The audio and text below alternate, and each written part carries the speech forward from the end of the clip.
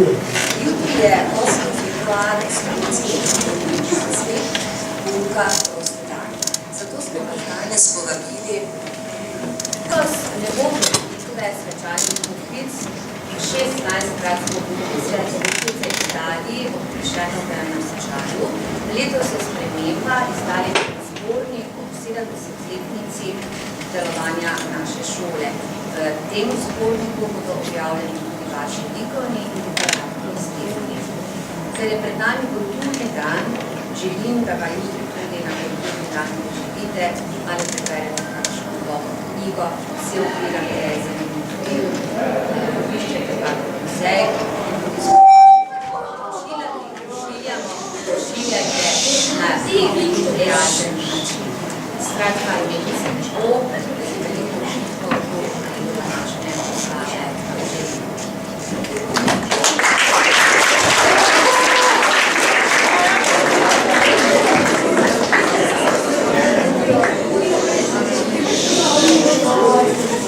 Februar je slovenski kulturni praznik. Na ta datum ga praznujemo, ker je 8. februarja leta 1849 umrl največji slovenski pesnik France Prešeren. Ampak današnjo razstavo bomo posvetili drugemu velikanu, največjemu slovenskemu pisatelju, Ivanu Cankarju. Letos, 11. decembra, se bomo spomnili 100-letnice njegove smrti. Ivan Cankar ni prav veliko pisal za otroke. Morda poznate njegovo knjigo Pehar suhih duš, morda pa ste že slišali za črtico Skodelica kave. Ker torej Cankar ni pisal za otroke, hkrati pa je prav, da se največjega slovenskega pisatelja spomnimo, bomo to naredili tako, da bomo spoznali nekaj besed, ki jih je pisatelj uporabil v svojih delih. V času vaših dedkov in babic so bile povsem običajne in so jih vsi razumeli.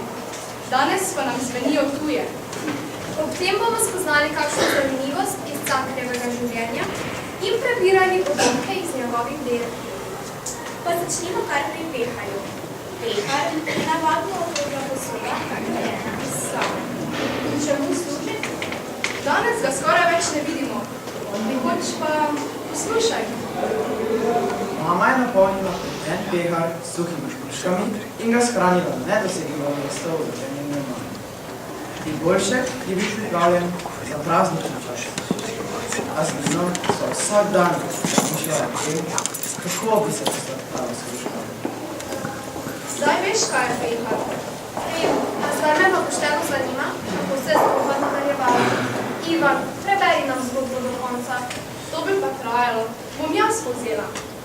Ivan in sestra Lina sta skovala načrt, kako bi lahko prišla do hrušk. Ivan se je zmuznil za omaro, Lina pa ga je pri tem spodbujala, odprl zadnjo stranico in se priplazil do mesta, kjer je bila košara sladkih hrušk. No, pa naj bo pehar. Postopek je potem iz dneva v dan ponavljal, vse dokler nekega dne mama ni odprla omare in videla, da je zaloga hrušk občutno stopnela. Vprašala je, kdo je to storil, in sestra Nina je pokazala na Ivana. Ivan je vse priznal. Mama mu ni rekla žal besede. Le objela ga je in zajokala. Ali ni to kraja? Pa naj dvigne roko, kdo ni še nikoli skrivoma vzel kakšnega bombončka ali koščka čokolade iz domače zaloge. Seveda, a takrat ni bilo slaščic, da železni, kar je poznamo danes. Tudi igre so bile drugačne. Otroci so ure in ure preživeli v naravi. Rekli so ji kar 11. šola pod mostom. In tudi drugačno glasbo so poslušali.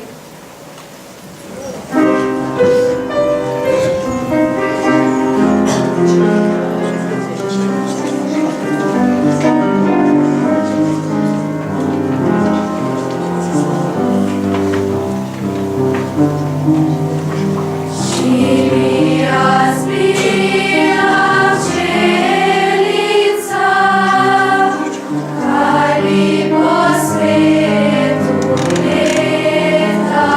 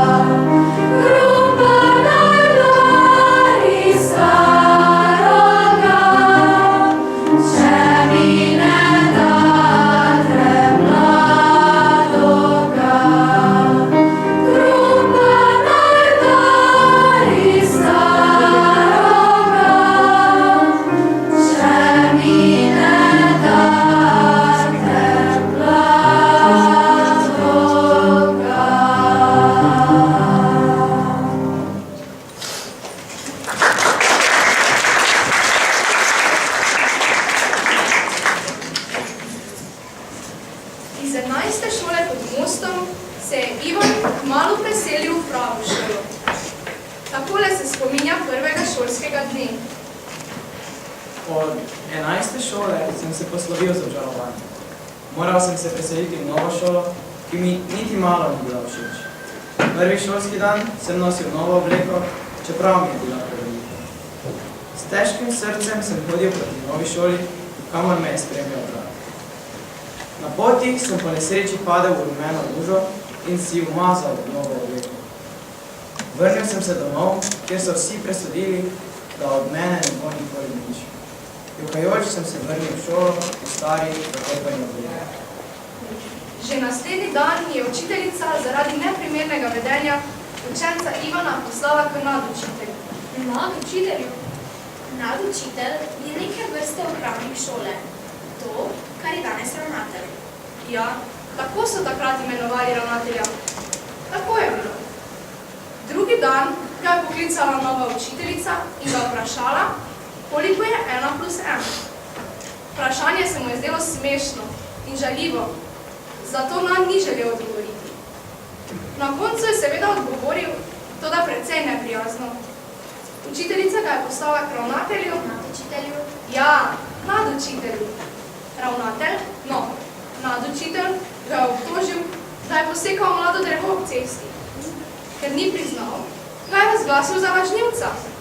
Pa naj dvigne roko, kdor se ni še nikoli zlagal in potem gledal naravno zvučenje. Mlade oči.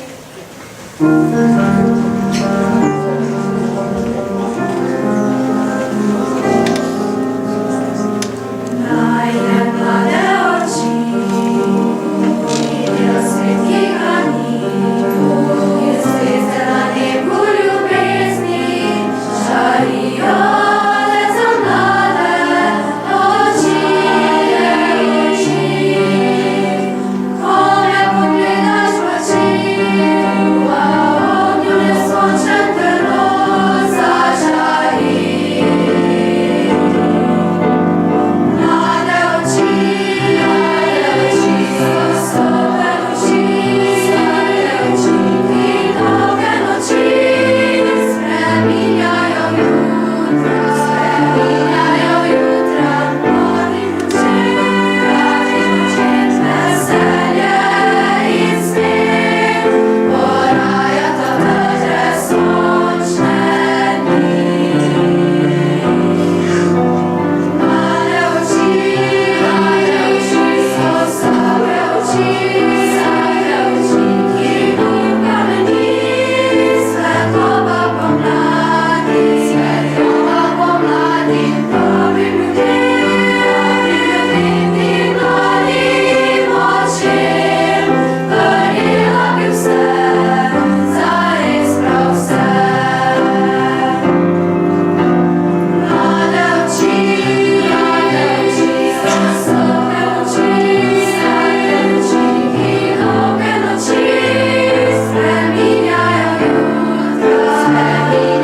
jutra, mladim očem, veselje in smeh, porajata vedre sončne dni.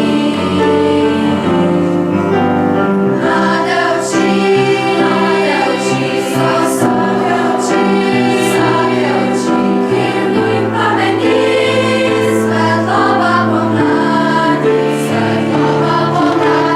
dobrim ljudem in mladim očem, verjela bi vse, zares prav vse.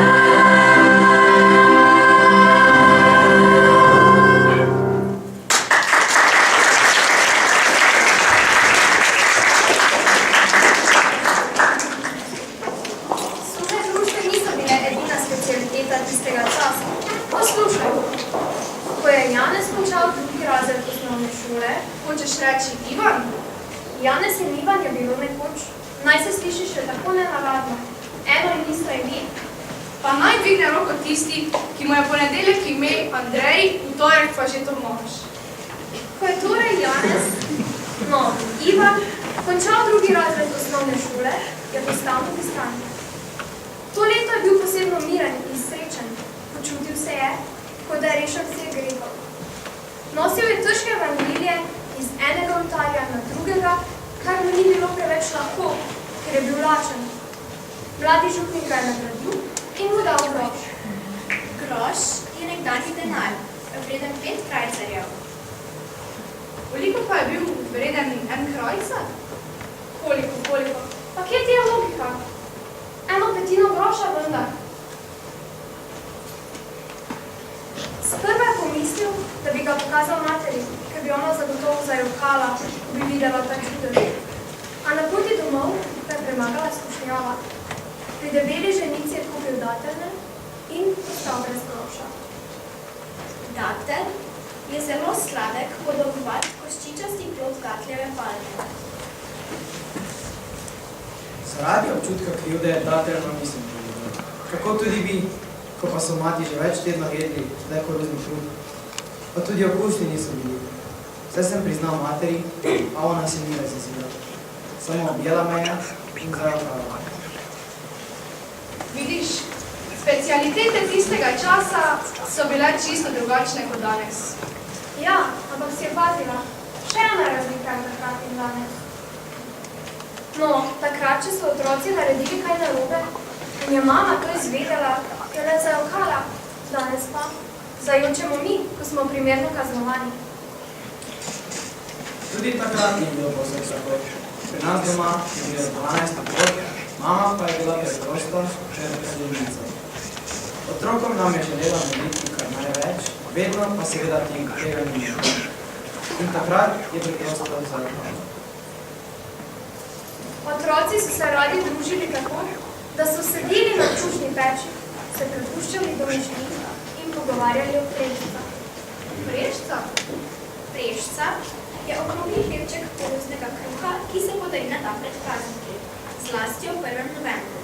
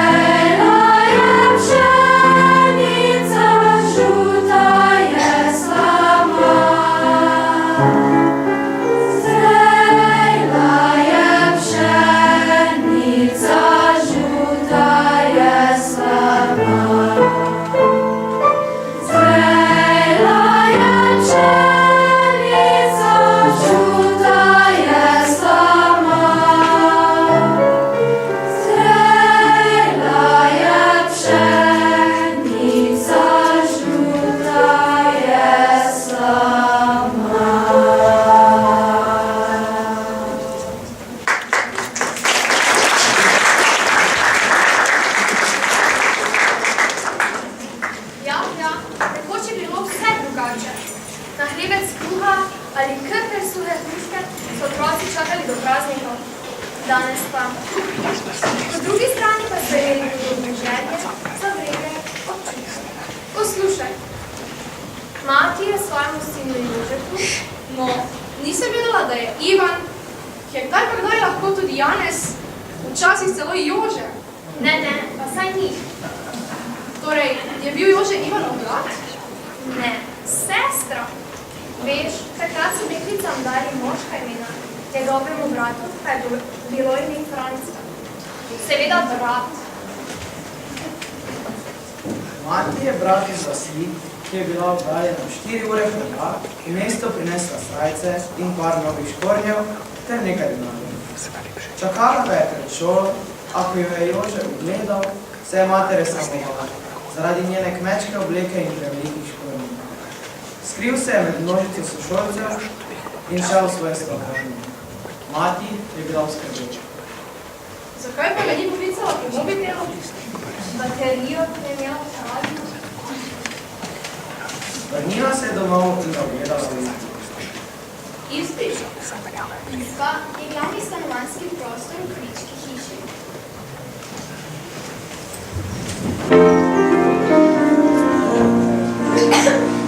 Stoledi, stoledi, stoledi naj pride noter. Stoledi, stoledi, stoledi naj pride noter. Stoledi, stoledi, stoledi naj pride noter. Ole noter, stoledi naj pride noter. Stoledi, stoledi, stoledi naj pride noter. Stoledi, stoledi, stoledi naj pride noter. Stoledi, stoledi, stoledi naj pride noter. Ole noter, stoledi naj pride noter.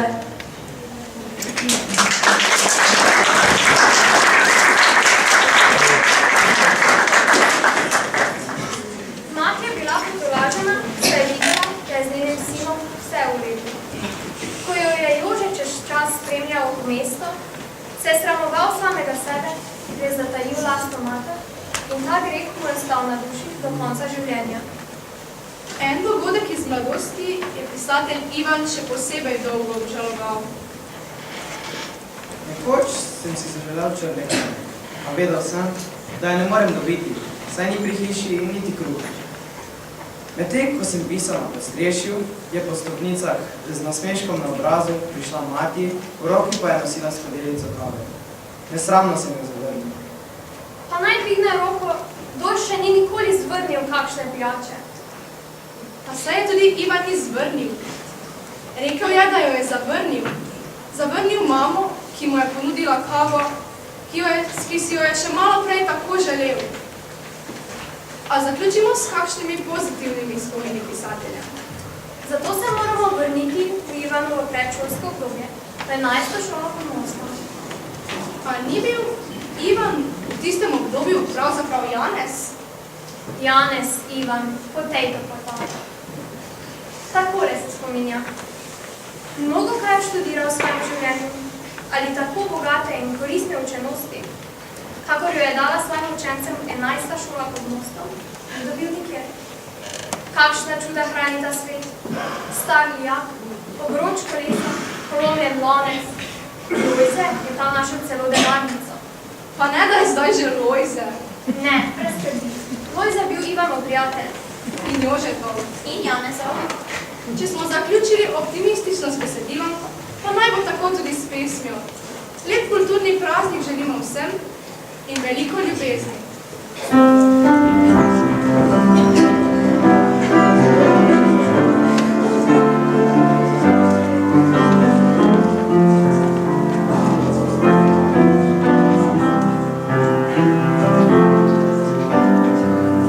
Pusti tisoč dni in tisoč noči.